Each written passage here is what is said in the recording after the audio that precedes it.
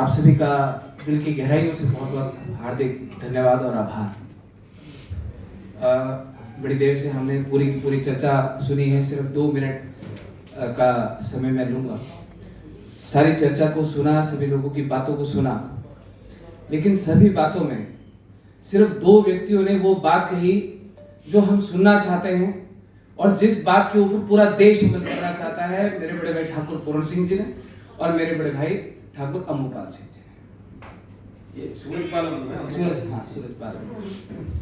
कि हमें लेने वाला नहीं, हमें देने वाला बनना है। हमें टिकट लेने के लिए किसी के दरवाजे के ऊपर खड़ा नहीं होना, हमें उन लोगों को अपने दरवाजे के ऊपर खड़ा करना है कि आज जो राजनीति में जाकर इस देश का नेतृत्व करना चाहते, समाज का नेतृत्व करना चाहते हैं।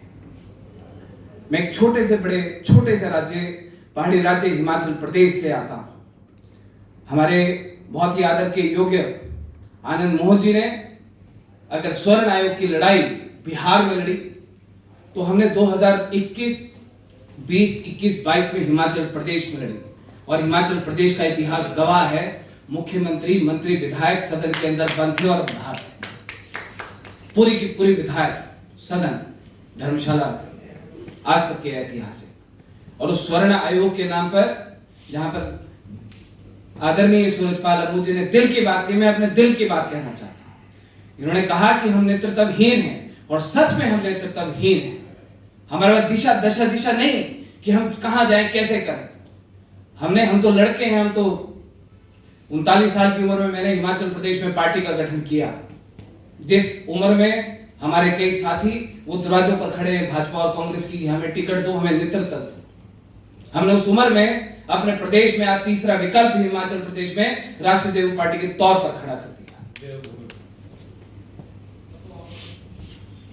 2022 में जो स्वर्ण आयोग की लड़ाई हमने लड़ी, तब से लेके हमको जेल भेजा, 40-50 मुकदमे भाजपा की सरकार ने लगा दिए। 48 विधायक, 68 एमएलए है हिमाचल प्रदेश में, 48 विधायक स्वर्ण समाज के हैं, और उसमें से सबसे बड़ी संख्या में हमारे क्षत्रिय समाज के विधायक हैं। अभी जिन सांसद जी का नाम हमारे बड़े भाई ले रहे थे, वो बड़े भाई वो हमारे नहीं, वो भाजपा के हैं, हमारे नहीं है। अगर हमारे होते तो हमारे लिए आवाज उठती, सदन के अंदर उठती, लेकिन सदन के अंदर हमारे लिए बोलने वाला कौन था? यूजीसी जैसा कानून है, हमारे लिए बोला कौन? हम तो वही अकेले अनाथ, हमारा कोई नेतृत्वहीन हम लोग रहे। आज मैं हिमाचल प्रदेश में मध्यम वर्ग के परिवार से आता हूं। आज हम अपने समाज के बीच में, अपने लोगों के बीच में जाते हैं। मैं ठाकुर पूर्ण सिंह जी से लगातार मेरी फोन पे बात होती है, और मैं इनको कहता हूं कि भाई हम क्या करें, हम कहां जाए हिमाचल प्रदेश। आज देश के किसी भी राज्य में कोई बड़ा कार्यक्रम होता है, हिमाचल प्रदेश की तरफ विठल कानिया की नजर रखी जाती, हमें को देखता है। हिमाचल प्रदेश की संख्या में 40% क्षत्रिय समाज है हिमाचल प्रदेश में, 40%।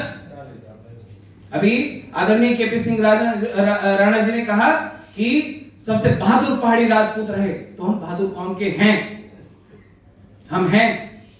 लेकिन हम ये चाहते हैं कि मेरे बड़े भाई ने कहा कि हम क्षेत्रीय, हम नेतृत्वहीन हैं, हमें दशा और दिशा देने वाला कोई नहीं है। मैं भी आप सबसे, मंच पर बैठे हुए सभी लोगों से मैं कहना चाहता हूं कि हम हिमाचल प्रदेश एक छोटा सा राज्य है।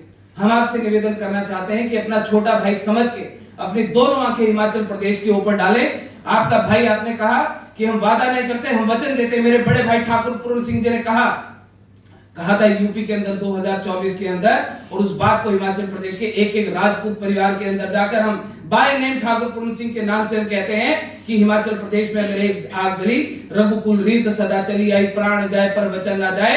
आज उसी वचन को हिमाचल प्रदेश के प्रत्येक राजपूत परिवार के घर घर में हम लोग देने जाते हैं। और मैं अंत में मैं आपसे ये बात कहना चाहता हूं कि अगर आज हमारे पास संसाधनों की बहुत कमी है, पहाड़ी राज्य से आते हैं और हमारे पास हमें चुनाव लड़ने हैं, हमने 22 का चुनाव लड़ा भारतीय जनता पार्टी को, हमने वो चैलेंज में जयराम ठाकुर जी थे, हमने चैलेंज के साथ कहा कि आपको सत्ता में वापस नहीं आने देंगे। 50,000 वोट मेरी पार्टी नहीं ले, 39,000 वोट से भारतीय जनता पार्टी की सरकार सत्ता से बाहर हुई। हमने फिर 24 का चुनाव लड़ा, अभी पंचायती राज चुनाव लड़ा, हमारे पास संसाधन नहीं थे। ठाकुर पूर्ण सिंह जी से मैं बात करता था कि भाई क्या करें, कोई हमको सपोर्ट करने वाले कोई यही नहीं कहता कि भाई हिमाचल वालों हम तुम्हारे पीछे खड़े हैं, हम खड़े हैं तुम्हारे साथ कि तुम पहाड़ों के ऊपर चढ़ाई चढ़ो, पूरा का पूरा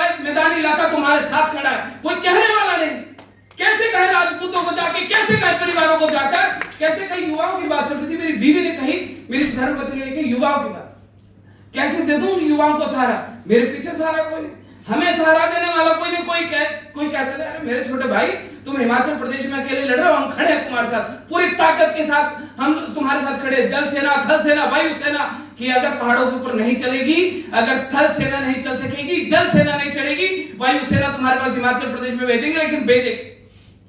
मैं आपसे ये वचन देना चाहता हूं कि अगर आदरणीय आनंद मोहन जी, आप तो सब लोग बड़े नाम है, मेरा सौभाग्य है कि आप सब लोगों से मेरा मिलना हुआ, लेकिन मैं आप सब लोगों को मैं वचन देना चाहता हूं। मां भवानी की, भाई ने यहाँ पर सौगंध कही, मां भवानी का नाम लिया।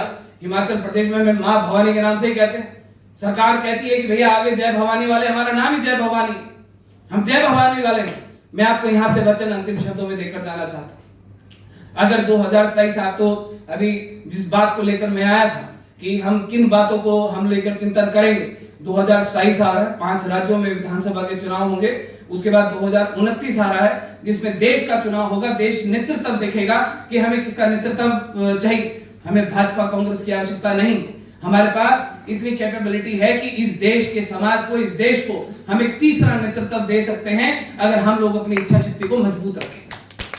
हर विधानसभा में हम तीसरा विकल्प दे सकते हैं अगर हम अपनी इच्छा मजबूत रखें। हमारे लोगों को किसी के दुराजे के ऊपर खड़े होने की आवश्यकता नहीं। अभी पंचायती राज चुनाव में मैंने अपने लोगों को, किसी को भाजपा कांग्रेस के दुराजे के ऊपर खड़े होने की आवश्यकता नहीं है। ये पार्टी तुम्हारी, ये घर तुम्हारा, आओ टिकट लो, चुनाव लड़ो, नेतृत्व करो, समाज का नेतृत्व करो, प्रदेश का। मैंने 30 प्रधान जीते अभी पंचायती राज चुनाव में, 30 प्रधान हमने, हमारे पास लड़के सारे गरीब से और राजपूतों के लड़के गरीब परिवारों से मैक्सिमम हैं। अब आधे से ज्यादा के पास तो पैसे नहीं थे चुनाव लड़ने के लिए, मैं तुम लड़ो। 30 प्रधान मैंने वहां पर जीते, 18 उप प्रधान जीते, 25 वार्ड मेंबर जीते, जिला परिषद और जो हमारे बीडीसी थे उसमें हम जीते कोई नहीं, लेकिन हमने जीतने भी नहीं दिए। उस स्थिति में हम लोग हिमाचल प्रदेश में। मैं आपको अंतिम शब्दों में वचन यहां से देकर जाना चाहता हूं और आपसे ये सहयोग की मैं कामना करने जाता हूं कि 2027 का चुनाव हमारे हिमाचल प्रदेश में है। 2029 का तो सारे के सारे पूरे देश में तय होगा, लेकिन 2027 का चुनाव हिमाचल प्रदेश में है।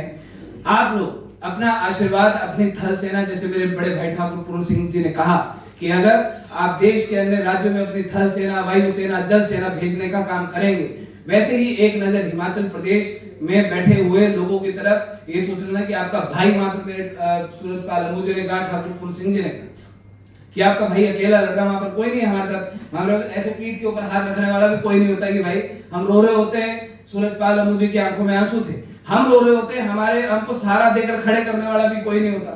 हम आपस में रोते हैं, गले मिलते हैं कि यार उठो, समाज की लड़ाई लड़ो। हमारी हौसलों को तार तार कर दिया हिमाचल प्रदेश में लोगों ने, भाजपा कांग्रेस ने मिलके, लेकिन हमने हिम्मत नहीं तोड़ी। हमने कहा कि एक दिन समय हमारा आएगा, आज हमारे समय आज हमारे साथ नहीं, लेकिन 2027 का कि जो सत्ता होगी वो राष्ट्रीय देवभूमि पार्टी की हिमाचल प्रदेश में होगी और तीसरे विकल्प के तौर पर हिमाचल प्रदेश की सत्ता का सबसे बड़े रूप में हम लोग हिस्सा होंगे और हिस्सेदार होंगे। आप लोगों से मैं एक सहयोग की कामना और आप लोगों को वचन देकर जाना चाहता हूं, आप सब लोग हिमाचल प्रदेश का साथ देंगे। 2027 की जो हिमाचल प्रदेश की विधानसभा बनेगी, वो विधानसभा हिमाचल प्रदेश के राजपूतों की बनेगी, हिमाचल प्रदेश के समाज की बनेगी, आपकी कहेगी और आप गर्व से कहोगे कि हमने हिमाचल प्रदेश जीत लिया। और उसके बाद 2029 में हमारी 4 सीटें हैं लोकसभा की, जिसमें से एक रिजर्व है, 3 हमारी ओपन है, जिसमें से एक अनुराग ठाकुर जी आते हैं, एक हमारे कांगड़ा की है, एक हमारे मंडी की है, एक हमारे हमीरपुर की और एक हमारी शिमला लोकसभा है। अगर आपके सहयोग से, आशीर्वाद से हम लोग 2027 जीतेंगे तो 2029 की 4 में से कम 2 सीटें जीतकर आनंद मोहन जी आप लोगों की झोली में डलेगी। ना भाजपा की होगी, ना कांग्रेस की होगी, ये राष्ट्रीय देवभूमि पार्टी हिमाचल प्रदेश की, आपकी अपनी पार्टी है, सबकी आपकी सरकार होगी, आपके सांसद होंगे। और 2029 में जैसे हमारे ठाकुर पूर्ण सिंह जी, सूरजपाल भाई ने कहा, हमारे राजेंद्र नरूका जी ने कहा कि 2029 में सत्ता के अंदर, दिल्ली के अंदर कौन बैठेगा वो हम तय करेंगे कि कौन बैठेगा और कौन देश का प्रधानमंत्री होगा। ये बात मैं आप सब लोगों के सामने में रखना चाहता था। ननुका जी का फोन आया था, आपका मैं दिल की गहराइयों से मैं बहुत बहुत धन्यवाद करना चाहता हूं कि आपने हम पहाड़ी राज्य वालों को इतना काबिल समझा कि हम आपके कार्यक्रम में शामिल हो सकें, आपके कार्यक्रम में हम लोग बोल सकें। आपने मेरी धर्मपत्नी को बोलने का समय दिया, मैं उसके लिए दिल की गहराइयों से मैं आप सभी का बहुत बहुत हार्दिक धन्यवाद करना चाहता हूँ।